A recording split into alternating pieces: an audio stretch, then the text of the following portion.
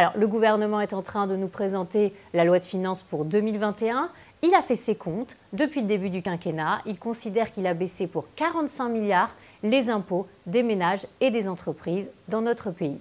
Alors, 45 milliards qui seraient découpés de la façon suivante. 22 milliards de baisse pour les ménages, 23 milliards de baisse pour les entreprises.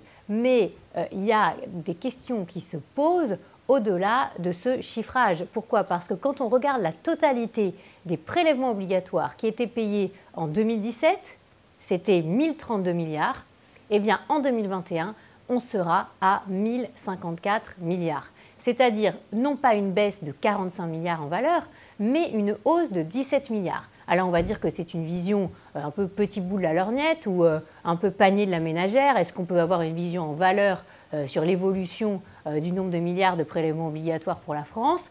Peut-être que c'est une vision un peu simpliste, mais néanmoins, il faut la prendre en considération. Pourquoi? Parce que quand on découpe aussi impôt par impôt, on voit que la recette d'impôt sur les sociétés a augmenté parce qu'il y a eu la transformation du crédit impôt compétitivité emploi en baisse de charge. Ça a créé une augmentation de la recette d'impôt sur les sociétés. On voit aussi que la recette d'impôt sur le revenu a aussi augmenté entre 2017 et 2021.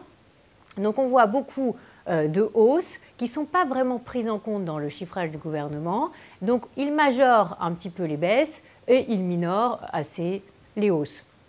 La question qu'on peut se poser, c'est est-ce que le taux de prélèvement obligatoire, qu'il nous présente à 43,8% pour 2021, est réel dans la mesure où le taux de croissance à 8% que le gouvernement a pris comme chiffrage pour 2021 n'est pas tout à fait certain. Donc à 40 milliards près sur la richesse nationale, eh bien, le taux de prélèvement obligatoire pourrait rester en réalité stable et ne pas baisser l'année prochaine. Donc tout ça, évidemment, est un peu flou parce qu'on est dans une situation de crise importante, mais méfions-nous des additions surgonflées qui font qu'en réalité, on paye peu ou prou la même chose qu'au début du quinquennat.